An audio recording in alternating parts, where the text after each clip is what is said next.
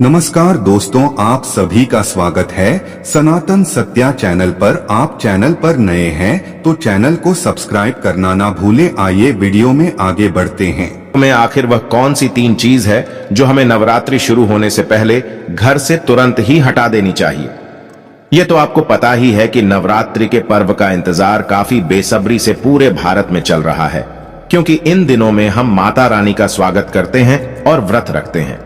नवरात्रि का महापर्व बहुत ही शुभ और मंगलकारी माना जाता है।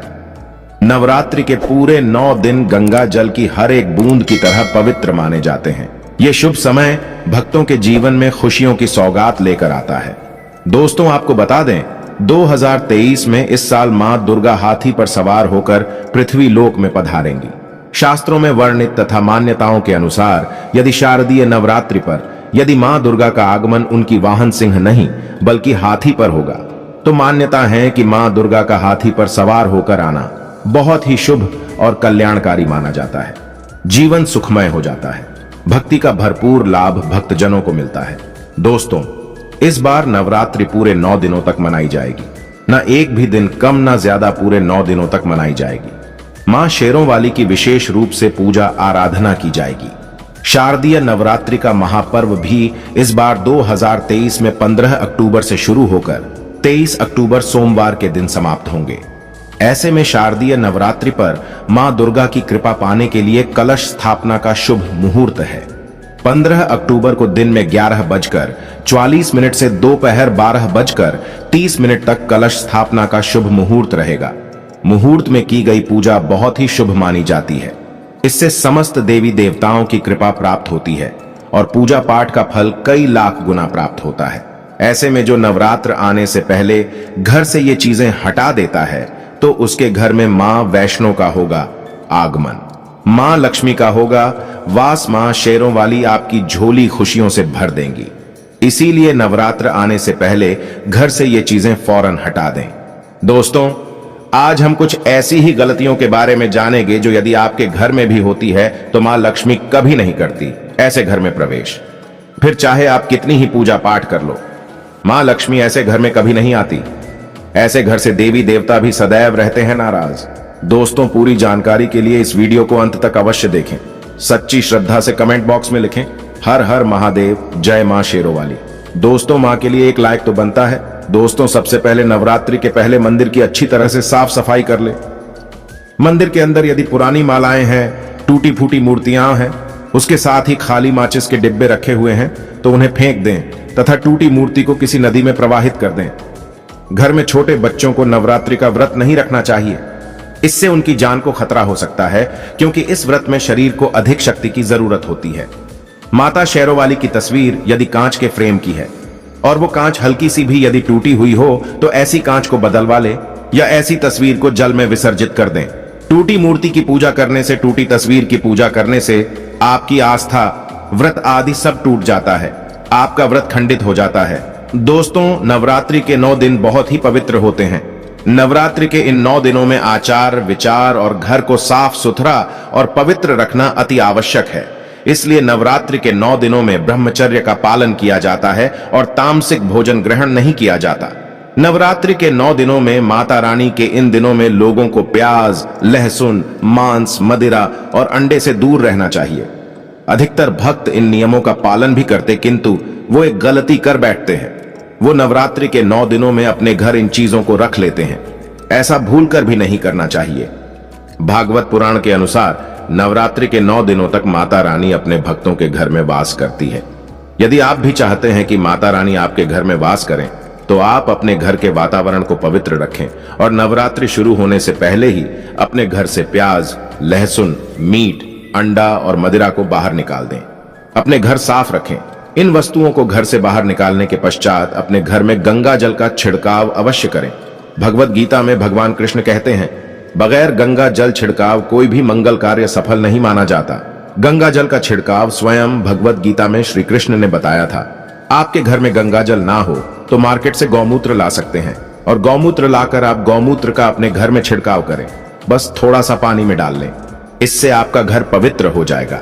घर में मौजूद नेगेटिव ऊर्जा भी नष्ट हो जाएगी और जिस घर में वातावरण पवित्र होता है और नकारात्मक ऊर्जा नहीं होती, वहां माता रानी का वार सदैव होता है। नवरात्रि के पहले आप अपने पूरे घर की अच्छी तरह से साफ सफाई कर लें। घर में जो भी फालतू सामान है, फटे पुराने कपड़े हैं, उन्हें बाहर निकाल दें। घर में बेकार पड़ा सामान नेगेटिव ऊर्जा लाता है, इसीलिए गंदगी बिल्कुल भी ना करें। धूप दीप जलाकर घर स्वच्छ रखें। दोस्तों, माता के आगमन के लिए घर का दरवाजा स्वच्छ होना चाहिए। इससे माता आकर्षित होती है और घर के द्वार में प्रवेश करती है। मां के आगमन के लिए द्वार को फूलों से सजाना चाहिए। दोस्तों, कई लोग ऐसे हैं जो माता रानी की चौकी कागज बिछाकर बनाते हैं, जो कि बिल्कुल गलत माना गया है। माता की चौकी के लिए आप नीचे लाल कपड़ा ही बिछाएं। काला कपड़ा और सफेद कपड़ा भूलकर भी नहीं बिछाना चाहिए। ध्यान रखें, लाल कपड़ा ही होना चाहिए। दोस्तों, यदि आपके घर में देवी देवताओं की खंडित मूर्तियां या फटा हुआ चित्र यदि हो, तो उसे किसी पवित्र नदी में विसर्जित कर दीजिए, क्योंकि ऐसी मूर्ति और चित्र दुर्भाग्य लाती है। देवी देवताओं की खंडित मूर्ति की पूजा ना करें और ना ही उन्हें घर में रखें, क्योंकि उन्हें घर में रखना बुरा माना जाता है। दोस्तों, वहीं अधिकतर लोग अपनी छत पर या अपने घर के मुख्य दरवाजे के आसपास कबाड़ इकट्ठा कर देते हैं। ऐसा करना अशुभ माना जाता है। यदि आप अपने घर में, घर के मुख्य दरवाजे पर या छत पर या फिर खासकर घर के उत्तर दिशा में कबाड़ इकट्ठा कर दिया है, नवरात्रि शुरू होने से पहले उस कबाड़ को घर से निकाल दें। दोस्तों, यदि आपके घर कोई भी बंद घड़ी है, तो नवरात्रि शुरू होने से पहले उसे अपने घर से हटा दें और नई घड़ी ले आए या उसकी मरम्मत करवा लें। घड़ी को प्रगति का प्रतीक माना जाता है। बंद घड़ी समय से पीछे चलने वाली हमारी प्रगति में बाधा डालती है। इसीलिए नवरात्रि शुरू होने से पहले ही आप बंद घड़ी को घर से बाहर निकाल दें। दोस्तों, यदि आपके घर के मंदिर में किसी भी तरह का कोई फालतू सामान रखा है, जैसे कि सड़े गले फूल, अगरबत्ती, धूप बत्ती के डिब्बे या माचिस आदि के डिब्बे, या कोई भी खाली पैकेट मंदिर में ना रखें। या फिर कोई फटी पुरानी धार्मिक पुस्तक या भगवान की कोई भी पुराने कपड़े जो फट गए या मुकुट माला जो खराब हो गई है, तो उन्हें आप जितना जल्दी हो सके अपने मंदिर से हटा दें। नवरात्रि से पहले आप अपने मंदिर की और मंदिर के आसपास की साफ सफाई अवश्य ही करें, तभी माता रानी की चौकी स्थापित करें। इसके साथ ही आप अपने धन रखने के स्थान की सफाई भी अवश्य करें, क्योंकि नवरात्रि के दौरान मां लक्ष्मी भी गृह प्रवेश करती है। धन रखने के स्थान पर किसी भी तरह का कोई भी फालतू सामान, टूटा हुआ सामान ना रखें। धन रखने के स्थान को मंदिर की तरह ही साफ रखें। नवरात्रि के दौरान माता रानी की पूजा में कौड़ियों को शामिल करें। माता के साथ साथ रोजाना कौड़ी का भी पूजन करें। इसके पश्चात आप कौड़ी को धन रखने के स्थान पर रख दें। ऐसा करने से बरकत सदैव होती है। यदि आपके पास पुराने जूते चप्पल इकट्ठे हो गए हैं, तो नवरात्रि से पहले उन्हें घर से बाहर निकाल दें। पुराने जूते चप्पल की अशुभता के कारण ही घर में नेगेटिव ऊर्जा आती है और घर में अशांति और कलह का माहौल रहता है। नवरात्रि आने से पहले घर से मकड़ी का जाला निकालना ना भूलें। यदि जिस घर में जाला है, उस घर में माता रानी कभी वास नहीं करती। साथ ही साथ टूटे फूटे बर्तन यदि घर में पड़े हैं या टूटा हुआ आईना भी यदि घर में हो, तो उसे भी निकाल दें। घर में टूटे फूटे बर्तन भी नहीं रखना चाहिए, इससे मां लक्ष्मी नाराज हो जाती है। अब हम जानते हैं नवरात्रों के दौरान क्या नहीं खाना चाहिए और क्या नहीं पीना चाहिए, और कौन सा फल खाने से व्रत संपूर्ण और सफल हो जाता है। दोस्तों, हमारे चैनल को सब्सक्राइब अवश्य करें और बेल आइकन को दबाना ना भूलें। तो आइए शुरू करते हैं। दोस्तों, नवरात्रि के दिन सेब अवश्य खाना चाहिए। शास्त्रों में बताया जाता है कि भगवान के भोग में सेब आदि अवश्य अर्पित किया जाता है। यदि आपका व्रत है तो आपको सेब अवश्य खाना चाहिए। केला, बबीता, तरबूज और मीठे अंगूर अवश्य खाना चाहिए। इन फलों से व्रतधारी को शक्ति मिलती है, व्रत संपूर्ण हो जाता है। शास्त्रों में बताया जाता है कि नवरात्रों के दिनों में सीताफल अवश्य खाना। सीताफल खाने से 10 ऐसी बीमारियां हैं जो खत्म हो जाती है। माना जाता है कि नवरात्रों के दिनों में सीताफल का घर में प्रवेश होना बड़ा ही शुभ माना गया है। सीताफल खाने से नवरात्रि का व्रत सफल हो जाता है, क्योंकि इसमें माता सीता का आशीर्वाद मिला हुआ होता है। नवरात्रि के दौरान इसे जो भी खाता है उसे दुखों का सामना नहीं करना पड़ता। सीताफल आपको अवश्य खाना चाहिए। दोस्तों, नवरात्रों में व्रतधारी को डिब्बा बंद लस्सी, डिब्बा बंद जूस पीना, उसमें कई केमिकल मिले होते हैं जिसके कारण आपका व्रत टूट सकता है। जब भी आप फलों का जूस पिएं तो याद रखें, उसमें नमक न डालें, नहीं तो व्रत टूट जाएगा। साथ ही साथ जूस में बर्फ भी नहीं डालना चाहिए। फलों का सादा जूस पीने से व्रत सफल होता है। दोस्तों, नवरात्रि के दौरान सिंघाड़े का आटा या कुत्तू का आटा खाने से पहले ये देख लें कि आटा पुराना नहीं होना चाहिए, क्योंकि पुराने आटे में कीड़े वगैरह पड़ जाते हैं। इसके कारण आपका व्रत टूट सकता है, क्योंकि ये छोटे छोटे कीड़े हमें दिखाई नहीं देते और आपके मुंह तक पहुंच जाते हैं। ऐसा आटा खाना मतलब कीड़े मकोड़े का मांस खाने के बराबर माना गया है। दोस्तों, नवरात्रि के दौरान आप शाम के समय खाने में दही ले सकते हैं, आलू वगैरह खा सकते हैं, साबूदाने की टिकिया बनाकर खा सकते हैं, साबूदाने के और आलू के पापड़ भी खा सकते हैं। कई सब्जियां तो ऐसी हैं जो नवरात्रि के दौरान भोजन में शामिल है। इससे आपको एनर्जी मिलेगी और नवरात्रि के दौरान आप दूध पी सकते हैं जो आपको ताकत देगा। चाय वगैरह भी पी सकते हैं, किंतु याद रहे उसमें नमक न डालें। एक बात का ध्यान रहे, व्रतधारी को पेट भर खाना यानी गले तक भोजन नहीं करना चाहिए, नहीं तो व्रत रखने का कोई भी फायदा नहीं होगा। थोड़ा थोड़ा खा सकते हैं। दोस्तों, नवरात्रि के 9 दिन आदिशक्ति मां दुर्गा को समर्पित होते हैं। नवरात्रि के 9 दिन माता के 9 अलग अलग स्वरूपों का पूजन किया जाता है। नवरात्रि के 9 दिनों में माता रानी को अलग अलग स्वरूप के हिसाब से अलग अलग भोग अर्पित किए जाते हैं। किंतु क्या आप जानते हैं, कुछ ऐसी वस्तु है जिन्हें नवरात्रि के दौरान भूलकर भी माता रानी को अर्पित नहीं करना चाहिए।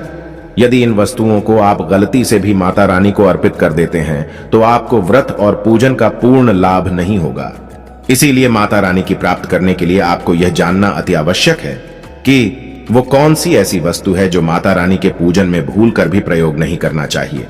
तो आइए मां का जयकारा लगाते हुए वीडियो को शुरू करते हैं। दोस्तों, नंबर 1, नवरात्रि के दौरान शादीशुदा महिलाओं को सफेद कपड़े पहनकर पूजा पाठ नहीं करना है। साथ ही साथ काले कपड़े भी नहीं पहनना चाहिए। इससे पूजा, व्रत आदि खंडित हो जाती है। माता की चौकी जब आप लगाए तो उसमें कागज नहीं लगाना चाहिए। माता की चौकी सदैव लाल कपड़ा बिछाकर ही बनाना चाहिए। सदैव याद रहे, नवरात्रों के इन 9 दिनों तक व्रतधारी को अपना आसन मां की चौकी के आगे ही लगाना चाहिए और वहीं पर आपको सोना चाहिए। मंदिर को नवरात्रों के दौरान अकेला नहीं छोड़ा जाता। बहुत ही अशुभ माना जाता है, जिससे दुर्गा माता नाराज हो जाती है और सदैव के लिए चली जाती है। दोस्तों, नंबर 2, नारियल हिंदू धर्म में नारियल को समृद्धि, धन और सम्मान का सूचक माना जाता है। नारियल को श्रीफल भी कहा जाता है। नारियल को सुख समृद्धि में वृद्धि करने वाला माना जाता है। नारियल तो हर मांगलिक कार्य में विशेष महत्व होता है। जैसे कि आप सभी जानते हैं कि माता रानी के कई मंदिरों में नारियल से बलि भी दी जाती है और माता रानी के पूजन में नारियल का प्रयोग हम सभी करते हैं। खासकर कलश की स्थापना नारियल रखकर ही की जाती है। माता रानी के पूजन में हम नारियल प्रयोग करते समय कुछ गलती करते हैं। दोस्तों, नारियल कई प्रकार के होते हैं। एक हरा, दूसरा सूखा जिसके अंदर पानी होता है। जिस नारियल के अंदर पानी होता है, माता रानी के पूजन में सदैव पानी वाला और जटा वाला नारियल ही प्रयोग करें। नारियल चटका हुआ, टूटा हुआ नहीं होना चाहिए, क्योंकि साबुत नारियल ही पूर्ण और पवित्रता का प्रतीक होता है। साबुत नारियल ही सुख समृद्धि का प्रतीक होता है। नारियल को ही श्रीफल यानी कि मां लक्ष्मी का फल कहा जाता है। नवरात्रि में माता रानी के कलश की स्थापना करते समय जटा वाला यानी पानी वाला नारियल कलश पर स्थापित करना चाहिए। साथ ही यह ध्यान रखना चाहिए कि नारियल को सदैव कलश के ऊपर लेटा कर रखना चाहिए। कलश स्थापना करते समय कभी भी नारियल को खड़ा करके नहीं रखा जाता। नारियल को सदैव लेटाकर कलश के ऊपर रखा जाता है। साथ ही नारियल को स्थापित करने से पहले आप नारियल को लाल कपड़े में लपेटकर उस पर रख दें और फिर लाल चुनरी उड़ाकर आप नारियल कलश के ऊपर स्थापित करें।